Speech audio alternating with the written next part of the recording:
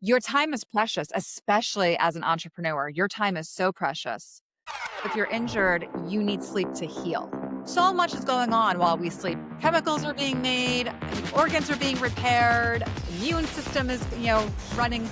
All of that stuff is happening when we sleep. Being busy is not a badge of honor, and we need to stop kind of treating it like it is.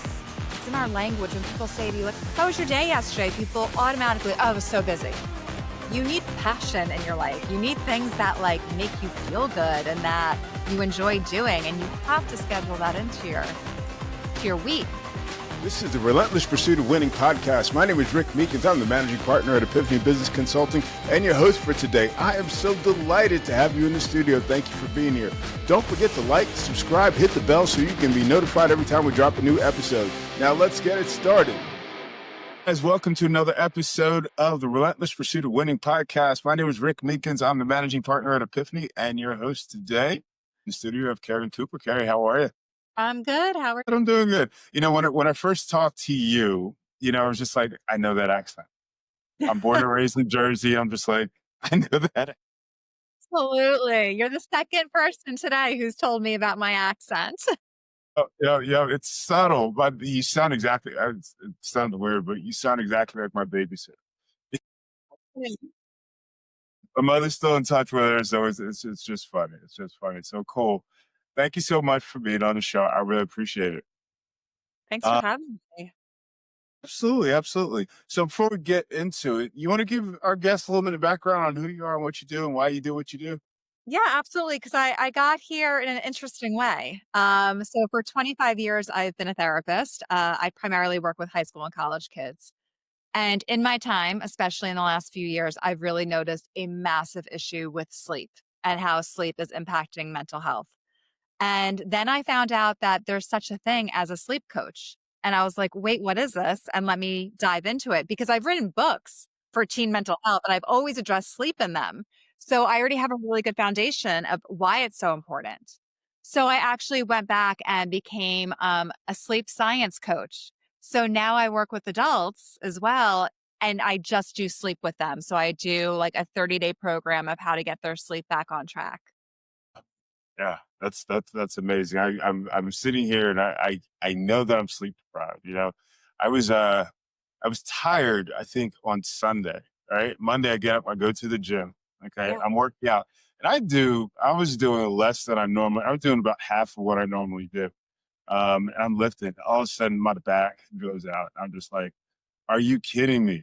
I had to get my life together, take the walk of shame all the way across the gym, try not to look like I'm limping or anything.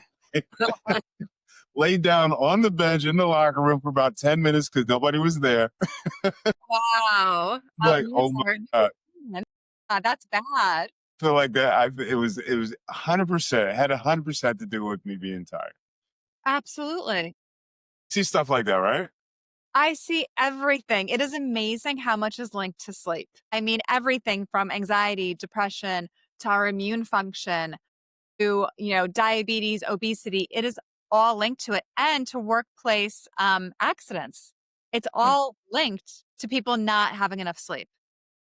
So I Crazy. know how important sleep is. And, I knew it was a problem for our teens. I didn't really realize how bad it was for adults until I started talking to friends and I realized nobody sleeps. Like we were out to dinner with a group of people and, all of my friends are talking about this group chat. And I was like, what group chat are you talking about? I don't remember any of this. Am I not on something? And they said, oh, it's our 2 a.m. group chat, but we know you sleep, so we don't put you on it. What are you doing up at 2 a.m? What? There's a group chat about this? And yeah, I mean, the more and more I talk to people, everyone's like, no, I can't sleep. Either I can't fall asleep, I can't stay asleep, or when I wake up, I don't feel rested. That is such a problem because when we know we're sleep deprived, most of us are sleep deprived and don't even realize it because we're so used to functioning just in the state. But Yeah. when if you don't sleep all night, you're really sleep deprived, how you can't make good decisions. It's hard to control your emotions, especially anger. You're irritable. I mean, think of toddlers when they miss a nap. Toddlers when they miss a nap are like a disaster. and they're just so emotional and can't regulate. With adults and, teens and kids as well, when we're not sleeping well, we also can't regulate. We also can't function well. So it is so crucial to prioritize sleep. And I think that's something that's really gone wrong, especially in this country, is that people are not prioritizing sleep. It's like really cool to be busy a lot. It's not good to be busy a lot. Like you Yeah, need downtime. You should not be up all night working. You should not be up all night doing things around the house. You need to sleep. And especially for adults who have kids, you need to model that behavior for your children. yeah, yeah, absolutely, absolutely. With I think I'm a person. I fall asleep within 6 minutes. That's what the app tells me.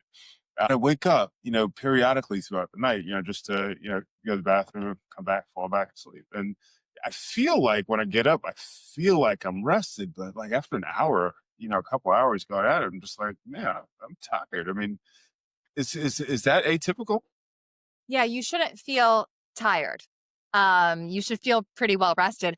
However, right between around 2 and 4 o'clock during the day, our cycle does shift a little and we don't feel as awake as we do the rest of the day. So it's Yeah, interesting because a lot of people talk about like, oh, I'm crashing. I'm just crashing around 2 or 4. That's actually not that abnormal because our sleep and wake cycle, it kind of becomes a little bit of an imbalance during the day. So we do feel a little bit more tired. And there's a lot of controversy over naps. Do we nap? Do we not nap? Are naps good for us? If you are on a good sleep cycle, it is completely fine to be napping if it's around between that 2 and 4 o'clock hour. And if it's either a 20-minute nap or a 90-minute nap.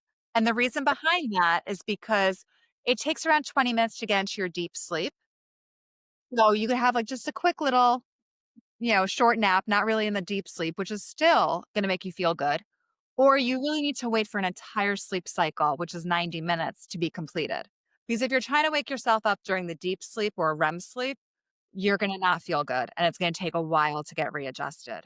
So that's kind of the golden rule. Between 2 and 4, you can nap either 20 minutes or 90 minutes. And it's interesting, a lot of big companies are now instituting naps. Like they're allowing employees to nap for 20 minutes during the day and having these spaces set up, which is really interesting, especially if people work later hours and they're not being done at 5 or 6 and they need to go a little bit longer. Rather than reaching for that cup of coffee, a nap is going to make them function so much better. yeah, yeah. I mean, is coffee really a good pick me up for that 2 to 4? Uh, No, no, it really isn't. no. Because you're just gonna crash again, and the other thing is with the caffeine, it's too late to be drinking caffeine at that hour. And I know there's Really? people who are like, "Oh, I could drink caffeine all day." No, you can't. No, no, you can't. If you really want a good, restful sleep, you shouldn't be drinking caffeine after, 12 o'clock at the latest. Really? Yeah. Really? Really? Oh, I had no idea. I've heard people say like, after 6 o'clock, 2 hours before bed, or what's the deal? I mean, No, that was misinformation. It was on the internet, so I know it was true. caffeine a bit of time to come out of your system, and it really is gonna disrupt your sleep patterns. Caffeine is absolutely fine if you're gonna have a cup of coffee in the morning. There's no problem with that. I love my coffee in the morning just because I actually enjoy the taste, and it's like my ritual. But, anytime after that, you're really in the danger zone. Interesting. Interesting. I had no idea. I had no idea. Yeah, I'd much So, rather somebody take a 20-minute nap than have a cup of coffee in the afternoon. okay, okay, okay. And so, I mean, what is that? How much more energy or how much of a reboot are we getting? After that 20-minute nap. It's amazing. There's been some research on this. You're actually getting quite a reboot. You're able to focus better. Like they've done studies with people without naps, with naps, problem solving skills. It does make an actual significant difference. And I think that's why some companies are really latching onto this and Huh. saying, wait a second, if our people stay here till, 6 o'clock at night, they're not going to be that productive. But if we give them 20 minutes, 30 minutes, they're all of a sudden going to be much more productive and be able to problem solve. And less accident workplace too, especially with places where, people are doing a lot of manual labor. When people get tired, mistakes happen. Yeah. Yeah. I mean, saw something. I think it was, it may have been today. I was just, yeah, I just keep running into all these things about resting. I think God's trying to tell me something. But I was listening to someone talking about resting, and they were talking about both mental and physical, maybe sickness, as a result of not getting enough rest. Is that really a thing? Absolutely. So your immune system really works when you're sleeping. That's why, it's always when you don't feel good, go to sleep. We've heard Yeah. that for years. Oh, you need to rest more. You don't feel good. It's actually, there's truth to that. That's when your immune system really kind of kicks in and will fight everything. So you do need to be resting more.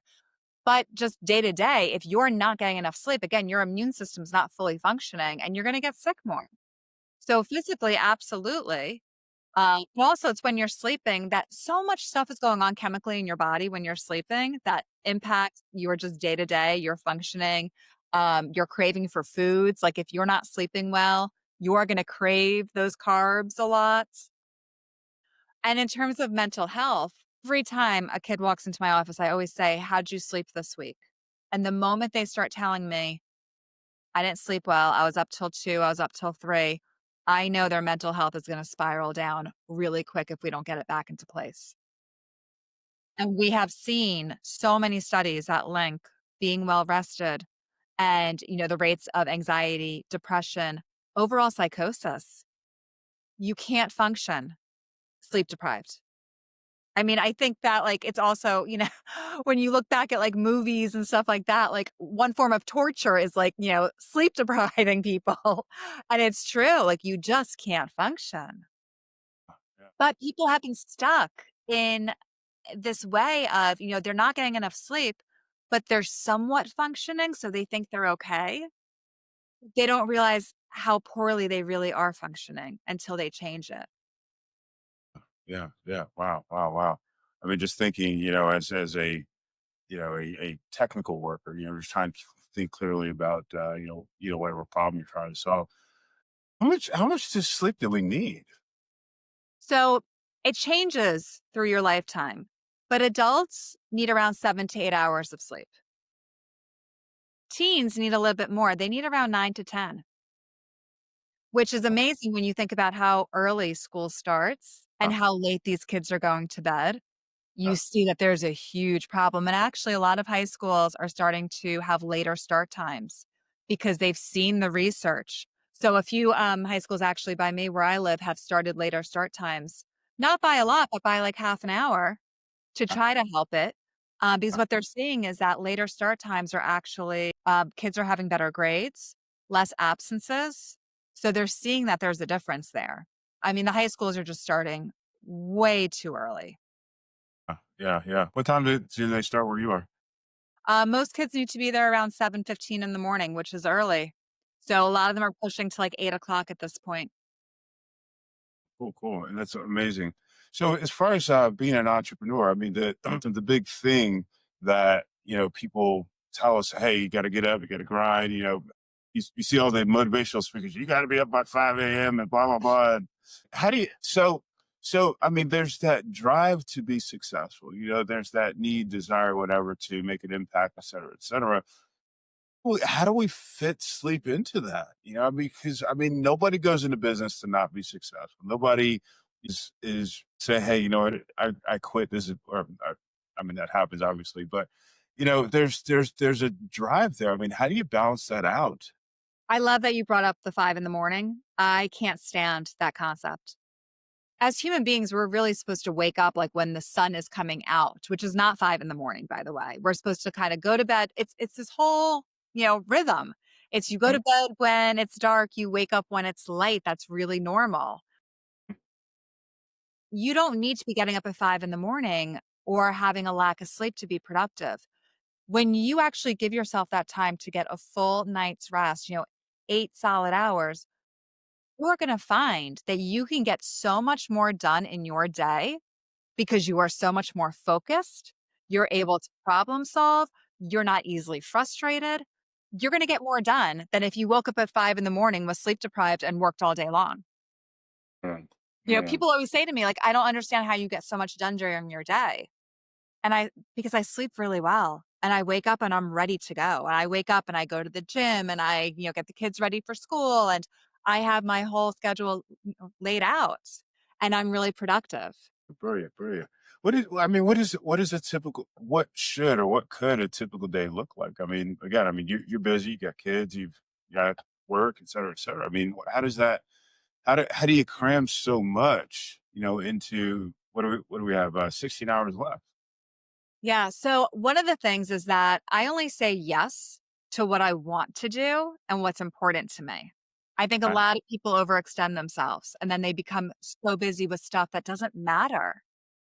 They're just so used to being people pleasers and saying yes, yes, yes. Your time is precious, especially as an entrepreneur. Your time is so precious. You need to make sure that you're really focused and only saying yes to what you want to be saying yes to. And although you may want to do a million different things, you have to kind of narrow it down to, okay, this is what my focus is now. Sometimes we lose ourselves when we're just all over the place trying to do too much. So it's about really narrowing down and being having, like, very purposeful in our day. Like, "Okay, what am I accomplishing today? Here's my to-do list, and how am I gonna get it done?" I love waking up and working out. I think that's a great way to start your day. Exercise is really important to our physical and mental health. That's though they do say if your choice is to get up an hour earlier and go to the gym or sleep for that hour, it's actually physically better for you to take that hour of sleep rather than the hour of working out. So wait till it's actually like a normal time to wake up and then, go to the gym and fit that in. But, and to make sure that you're eating really nutritious meals throughout the day that are going to keep you fueled. There's so many foundational things that we need to be doing to live a healthy lifestyle and to be able to function at our peak. You keep alluding to like a rhythm. Yeah. Tell me about that. Yeah. And I think everyone has their own kind of natural rhythm, but we do go in this rhythm and it changes over the seasons too. You'll Right. notice sometimes you're not as productive in the winter because all of a sudden it's getting darker earlier, and that's okay. You don't beat yourself up over it. You just kind of change your patterns a little bit. So, to wake up and, when the sun is out and to be able to work out and get outside, you need to be able to get outside and see some light and sunlight, and that actually helps a lot with your sleep. Um, so that's, a really important thing to carve 10 minutes out to go outside and walk around. You Okay. wanna take that nap, and then it's like, all right, how do you wind down your day? What does that look like? Everyone should have their own little routine and rituals. So you're saying that we get 8 hours of sleep and a 20-minute nap? Really? Yeah, yeah, That'd be absolutely. amazing.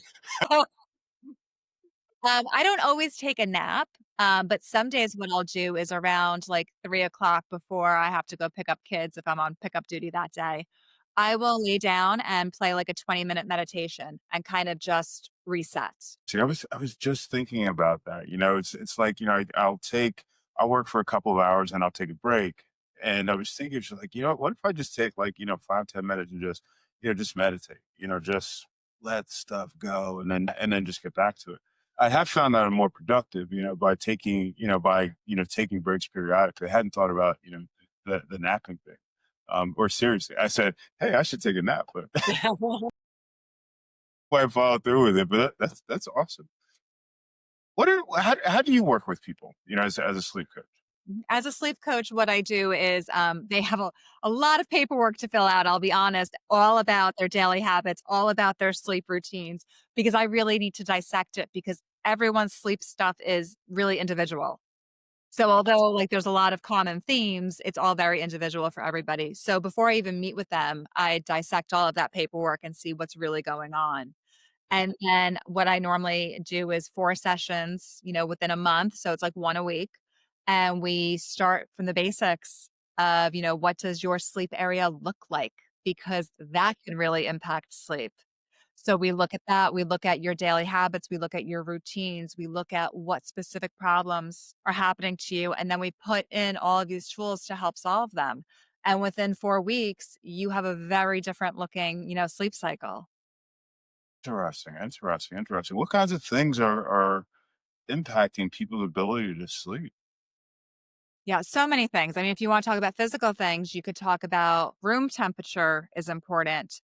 Are there noises in your house? Are there lights on your bedroom that you don't even realize are impacting your sleep? Is your phone next to your bed? That's always one. The phone could be so disruptive, we don't even realize it. Yeah, yeah. Yeah. And then also, are you spending enough energy during the day? Mm. Or Oh, are you filled with energy by the time you go to bed because you've been sitting all day? yeah, yeah. That makes a difference too. People forget these things. That's why I look at their whole lifestyle to see what exactly is happening here. That makes sense. That makes sense. When I was younger, I remember I couldn't sleep, and it was just like I had to go to the gym. And it was like after I went to the gym, if I went to the gym, then I was able to get a good night's sleep. But if not, we up half the night. I totally get that. Maybe Yeah, that's you why gotta some take out people are that mad. energy, and you have to take out a lot of that, stress and anxiety. A lot of people will lay down at night and then just start thinking and It's spinning. a thing. Yeah, and luckily I come from a background of, being a therapist, so I get that. So that's what I've worked with for 25 years, so I'm able to give them a lot of tools on that too. What kind of tools? Because I mean, that's a big deal. It's like we get stress from the family, from work, from stuff that's just happening. If you watch the news, et cetera, et cetera. I mean, it's we're bombarded. If you're on social media and you see what everybody else is doing and that you can't do, So that's definitely one thing right there, not being on social media so much, on your phone so much, not taking that all in, not being yeah, bombarded. And what I said before is like saying no to things that you don't need to be dealing with. We just take on so much stuff that we just don't need. yeah. I mean, there's stuff that we can't avoid. I There's mean, stuff we you can't can't avoid avoid. And family. that's when, maybe at night you write your list of what needs to get done the next day and you get it out of your head and you get it on paper and that's where you go. But also when you're sleeping better, you start feeling more productive during the day and you feel like you have a better handle on life. Yeah, yeah, totally, totally, totally.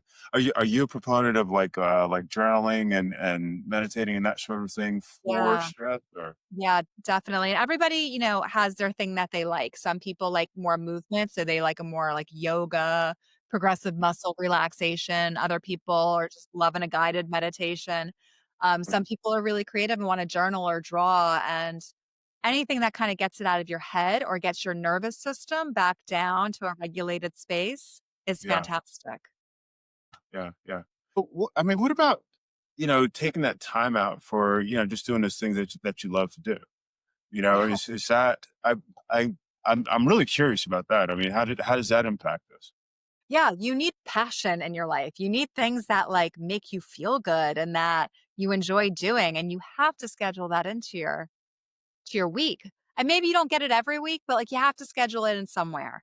It can't be forgotten about. Like unless, we just get so stressed out and it's like what's the point? You got to find Yeah, something you love. uh, yeah, yeah, absolutely, absolutely. We get I feel like we get so wrapped up in just doing and being busy. It's like, by the way, I forgot I like that other thing or Being busy is not a badge of honor and we need to stop kind of treating it like it is, you know? And it's so common and it's in our language when people say to you, like, oh, like, how was your day yesterday? People automatically, oh, I was so busy. yeah, yeah. I don't say that. It You was say just good. Good. I got stuff done. But I don't overschedule myself. it's good. That's brilliant. That's brilliant. I Well, I find did it's for just years, by the way. For years, I overscheduled myself. And then at one point, you're like, what am I doing here? Why am I saying yes to some of these things that I just don't want to say yes to? that's so tough. I mean, that's hard. It's like other people actually do stuff, but of course you want to do your own stuff. It's like, hey, I want to do this, do whatever it is. It's I guess there's a level of ambition, but I guess you're saying that we've got to really balance and really be smart about how we plan these things. There's also a difference between being ambitious and just saying yes to things that aren't gonna matter in our life, Uh, we don't need to be saying yes to. Yeah, yeah, 100%. Absolutely, absolutely. The When I was reading, I had mentioned I was reading a little bit about rest and that sort of thing. And the guy that was talking about like actually taking like a weekly weekly rest. He was in this case. He was talking about like Sabbath, how that was one of the practices that the Hebrew people use. And I want to know your thoughts on that. Yeah, But it's like an it's early day that or it's that downtime, weekly. that I should time say. to connect as humans. And that's so important, and it could look very different in, different families and for different people individually. But, family dinners used to kind of be that. They used to be like these Yeah, longer Sunday meals, sit down, reconnect. And in our fast-paced world, we've missed a lot of that stuff. It doesn't happen anymore. So even something like that, just a time to kind of bring it back down to what matters, to reconnect with the people who are important to you. That's so important to have a family, community, whoever it is around you. And for some people, it's family dinner. For some people, maybe going to church on Sunday. Like it's different for everybody, but it's this sense of a calm and a connection. yeah, yeah, yeah. And it all plays into our mental health. I take it, Yeah, that which makes you plays feel by good going. when you're connected to others. Yeah, yeah, brilliant, brilliant. Do you have a great story? Maybe somebody that you worked with that obviously you don't have to name them, but they had they perhaps didn't even believe. They weren't even believing the Kool Aid, but they knew something was wrong, and you kind of brought them through all the way to where they're sleeping. Yeah, I had this woman and she was like super mom. She was super mom and she was really had her own business as well and just did everything and everyone turned to her for advice and she's like, I could do it all. I could do it all. And I'm not sleep deprived. It's fine. But she was getting sick constantly, constantly. And some doctor luckily finally said to her, I don't think you're sleeping enough. Like, I think this is linked to your sleep. I think, you keep on getting sick because you're not resting. And that's when she came to me, and that's when we really dissected stuff. She didn't believe she could drop any of her obligations. She didn't believe she could say no. And we really got through a lot of that. And now she's sleeping like a baby, so much more productive, still feels, so great and does so many things, but not as much as she did. And there was a lot of things that it didn't fill her up. She was just saying yes because she was used to saying yes.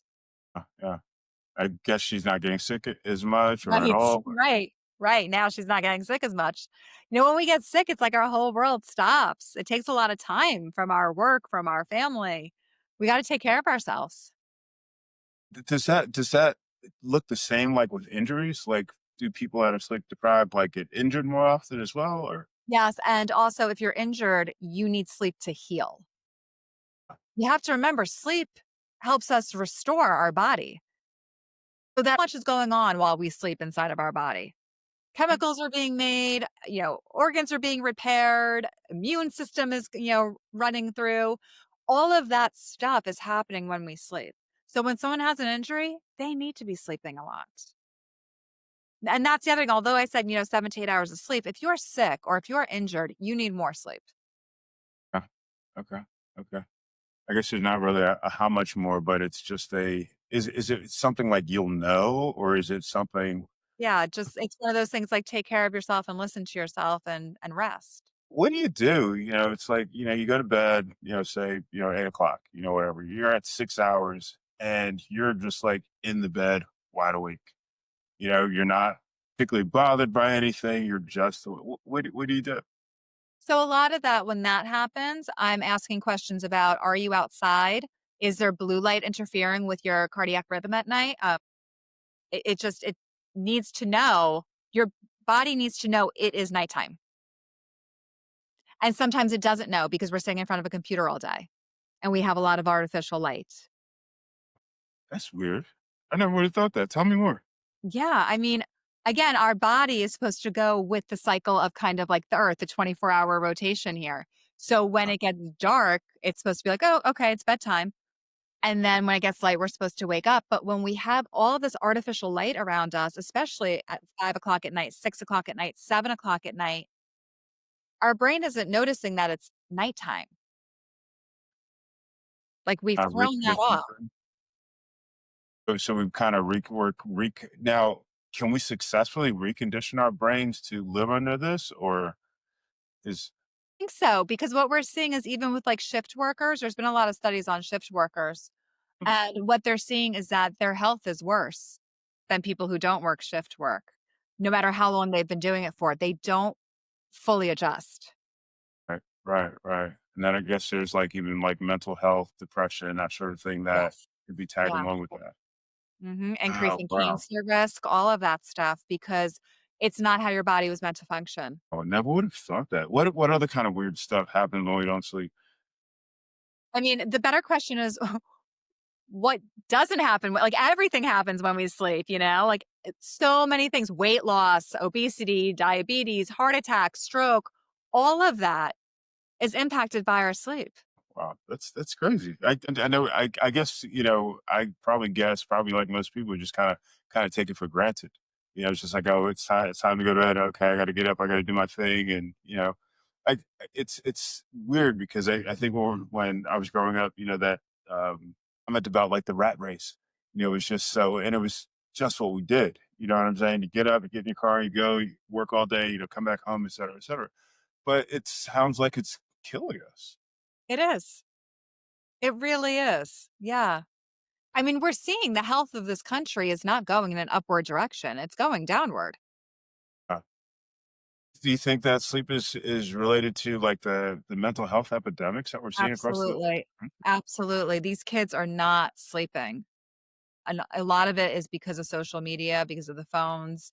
They all have devices in their room. They're up till, 2 in the morning on devices.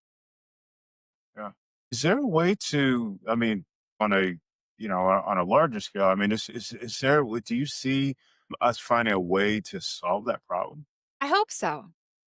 I hope when it comes to like kids and their phones in their bedrooms, I hope parents are taking their phones out of their bedrooms. I hope that parents are putting their own phones on do not disturb and, showing that like you don't need to be connected and available 24/7. I think it's that sense that like, oh, we have to be available all the time. We don't. And that Yeah. needs to be like a little shift in our culture really about that. But I am noticing bigger companies are saying you must disconnect for a week on vacation. Like, do not check your email. Like, we are making sure like you're actually away from work. And again, some companies now giving nap places, which is great. So I think that the companies are actually noticing that it's impacting their productivity. Yeah, yeah. It takes me back to COVID, it's like, when everybody started working from home, suddenly you're seeing emails coming through at like 7, 8 o'clock at night. It's like, turn it off. I'm Yeah, still waiting for COVID the text. definitely negatively impacted people's sleeps cycles. I was working virtually at that point with kids, and it was like a 1 o'clock session, and they're still in bed. I'm like, "What are you doing?" And they're like, "Well, school's virtual, so like I log on, but I'm laying in bed and I'm like dozing on and off." And I mean, everyone's sleep cycle was just a disaster at that point. Yeah, yeah. It was different. It was very, very different. It was very, very different. Do you see things getting better, like since COVID? Not really, unfortunately, not really. And the data on mental health is showing us not really either. There was a really big mental health crisis during COVID, and we haven't really started coming back up from it that much. Like, maybe a little bit, but not much. It's gonna take a little while to get back. It's gonna take a little Hopefully bit we to recover. Yeah, it's just not a short-term process, it's a long-term process. It was really disruptive to people's lives. It was scary, it was anxiety producing, and it's gonna take a while to get back. wow, wow, wow, wow. Amazing, amazing. I lost my train of thought. I'm so sorry. But you've written a book. I've actually written 2, yes. So What? they're both on Amazon. One is Mental Health Uncensored, 10 Foundations Every Parent Needs to Know. And the other one is Mental Health Uncensored, 10 Foundations Every Teen Needs to Know. And it's a workbook. And in them, I go through the 10 foundations of good mental health. And of course, one of them is sleep. So I write a whole chapter on sleep in both books. And that's, again, something that really prompted me to be like, I just need to dive into this whole world of sleep. It is so, so important. So you wrote them before you got into your adult coaching. I did. I wrote them, actually during COVID is when I started writing them because mental health was such a disaster. I couldn't get any more kids into my office. I was fully packed. Every one of my therapist friends were fully packed, and parents were leaving voicemails, like, just crying, being like, "What do I do? How do I help?" So I needed to get them a book to be like, start here. Oh, yeah, yeah, yeah. I think that's the thing, it's like, through our conversation, I'm kind of going through, it's like, what do I grab? Because um, there are so many great tidbits and there's so many, you're giving us so many warnings. It's just like what we're doing now is not sustainable. Even though it's what everybody's telling us, get up at 5 in the morning, go to the gym, blah, blah, blah, blah. It's not, it's not a term thing. What do you recommend to people? Where do you recommend people start? When they're evaluating or saying, "Hey, I'm getting 5, I'm getting 6 hours of sleep. I'm functioning, but from this conversation, we're not really functioning as high as we could." Yeah. Out of everything, I always say, like, start with your sleep. It might be a harder thing to fix, but it's the most important thing to fix. And again, like, if somebody can't fix it on their own, there are sleep coaches out there that will work with you and get you to fix it and get you on that right path because sometimes we just can't see what's right in front of our face with what's going wrong. Yeah, yeah, yeah. What are your thoughts on like melatonin and some of those sleep aids? Ideally, you shouldn't have to use any type of sleep aid. So, Okay. I mean, out of all of them, I don't mind melatonin as much because it's more natural, with less side effects, but again, the goal is not to need any of that.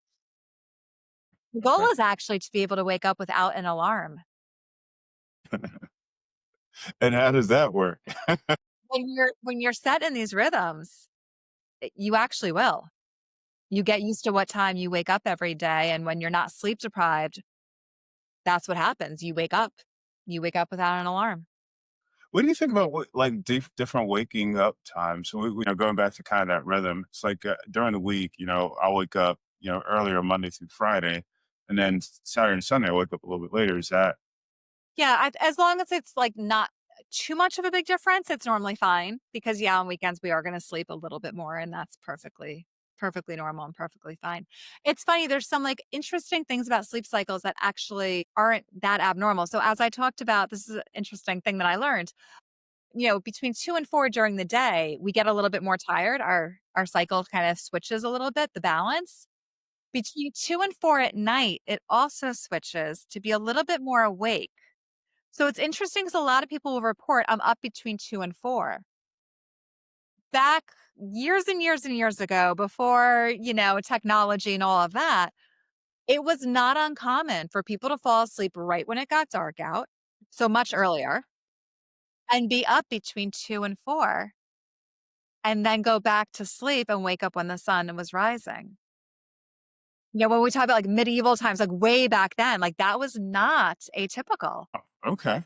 And Okay. they would, like, get up and they would, like, have conversations and, It's getting up like a lot of people are getting up. they were getting up between 2 and 4, but the key to all of that is that they were going to bed much earlier, like, by 8 o'clock, and then they'd be up between, like, 2 and 4, and then they'd go back to sleep and wake up when the sun was rising. But again, it's because that 2 to 4 at both night and day, the balance changes a little bit. So you get a little bit more awake at the nighttime and a little bit more sleepy during the daytime, which is just an interesting little fun fact. As no matter what time you go to bed. Yeah. That's weird. That's weird. Yeah. I'll take it. I'll take it though. Cool. Well, this has been fantastic. Anything you want to leave our guests with? You can't use get more sleep. Get more sleep. They can find me on social media at Sleep Solutions by Keri, Keri, and my website as well. So Awesome, awesome. So we will put that on your show notes. We'll put a link to your book on Amazon on show notes as well. If there's anything else we can do for you, please let us know. And thank you so much for being on the show. I appreciate it. thank you so much for having me. Absolutely, absolutely.